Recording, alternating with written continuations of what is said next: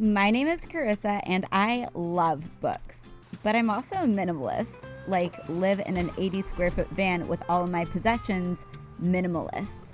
I've never really felt comfortable hoarding books or just buying books to buy them. Even if it's a book that I know I eventually want to read, if I don't have a plan, just the intention, then I don't want to buy that book. Even just holding on to books because at some point I read it and I really enjoyed it and I just want to keep it, even though I have no intention of rereading it. So I want to share how I'm able to be a minimalist and also read 60 plus books a year. But before I get into that, we have updates. So last week I shared that I will be spending December finding books to help you get out of the book slump, especially the fantasy romance book slump. Last week, found some gems. This week, also found some really good ones, surprisingly. I read Blood Mercy. It was really, really hard to get into. I spent the first 40% wanting to DNF it, but all the reviews were so good. I read something that was just stick it out to 40%, 45%, and it gets better. It's a lot of world building in the beginning and just conversational world building. I don't think it's done very well. You don't want to have to get 40% of the way through a book to start enjoying it.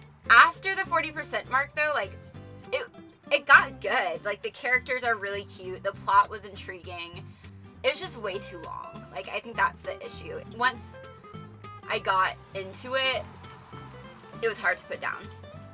So whatever you want to give that. But it does have the fated mates, it has romance, it has strong female characters sticking up for herself, all those things. So the next one I read this week was, what's it called? Oh, Deal with the Elf King. It's a standalone book, which is always intriguing because I have way too many series that I need to keep reading right now. I really enjoyed that one. I would say I would give it a 4 out of 5 stars. It did the world building really well and it created really likable characters that you want to root for. I read it very quickly. It's a fast read and it's standalone. So I feel that's a really good book hangover book to read. That you just need something fast, short, cute to get you out of the slump. I also thought it'd be really fun to share what I've added to my TBR each week. Right now, it's a big TBR season because everyone's doing their favorite books from 2022. So I added a lot. Tell me if you've read them or if you think they're worth it or if I'm missing any from this list. I'm just going to rapid fire it. Thistlefoot by Jenna Rose Nethercott. What's this one? Everyone in This Room Will Someday Be Dead by Emily Austen. The Graveyard Book by Neil Gaiman, but specifically the audiobook version. Apparently it's a phenomenal cast. On a Sunbeam by Tilly Walden. These Hollow Vows by Lexi Ryan. The Book of Azrael by Amber Nicole. Elric of Melonbone by Michael Moorcock. I can't read these. This is so funny. I can't even read the titles. I'm going to read the book. A Peculiar Peril by Jeff Vandermeer. A Far Wilder Magic by Alison Saft. The King of Battle and Blood by Scarlett St. Clair. He has another one that I think is somewhere on my TBR too. Darker Eyes by C.S. Pact. Kiss of Deception by Mary E. Pearson. This is because I really want to read the Dance of Thieves book, but apparently that's a companion book to the Remnant Chronicles, which Kiss of Deception is the first one in. So I have to read those 3 in order to read these other 2. Hamnet by Maggie O'Farrell. That's probably the one I'm most excited about. Currently, I am listening to Bunny by Mona Awad, and it's intriguing so far. I'm 20% of the way through. I am also currently reading The Bone Shard Daughter. I'm only a couple chapters into it so far, but it's really well written, so I'm interested to see where the story goes.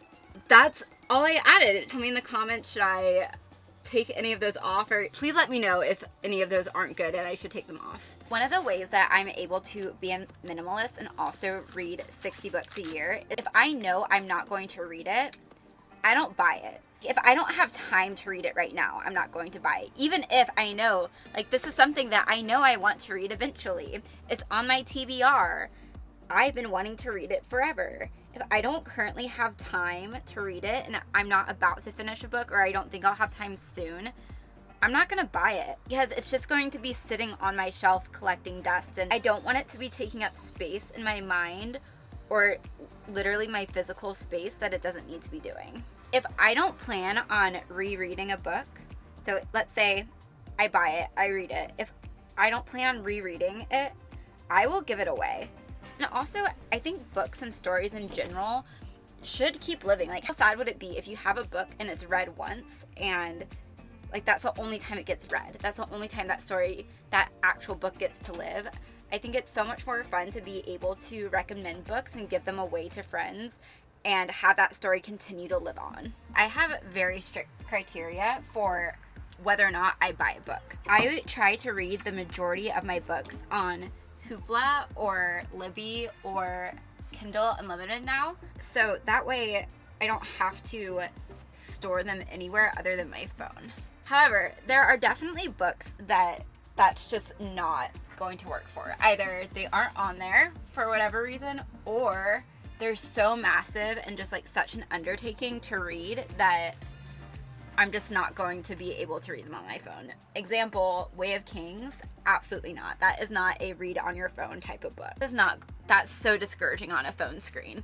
Another reason I would buy a book is because it's newer and it's not on any of those apps yet, and I know I really want to read it. So for example, Or For Very Long, I love this author. I've been following her journey for a long time and I knew I wanted to read it, so instant buy. But overall, like, if it's a book I know I want to revisit, either because it's a classic or I've already read it and I want to reread it, that will be another reason I buy a book. For example, the Iliad, there are specific translations that I like and they aren't always easy to find. So Richard Lattimore's translation of the Iliad, I kept that. But above all, I want to try to buy used if I can. If not, I try to buy local. This is so fun with the sun right in my eyes.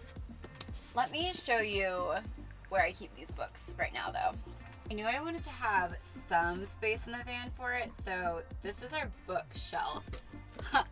This is both mine and Anthony's, so this is mine for the most part, and then this is Anthony's.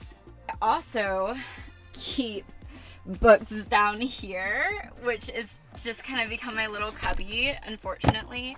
I went to a used bookstore in Chicago and I just couldn't walk away without some of these, and I honestly thought I was going to read them. I had been really craving reading Lord of the Rings, so I bought this, which is all three of the trilogy, and the Silmarillion, and then I really wanted to read this too because I love to run. Also a cookbook that I had full intentions of when I bought it to give it away at the host place we were staying, but I really liked it, so it's there too. And there have definitely been books that I've bought along, like as we've been on the road, that I've also given away. So I don't want you to hear like I'm anti-buying books. Buy books, support books. I don't want a big massive bookshelf full of books that I'm never going to read again, or that I'm never going to read to begin with. So this is how to be a minimalist and also live in a van and love reading and have all these books. I will continue to find books to get you out of your book slump, and I will update you on those next week. However, if you want more frequent updates, I post on TikTok as well as the shorts here, and you can follow along on Instagram as well. I will see you there. Don't forget to subscribe if you like this journey and want to keep up, and I'll see you next week.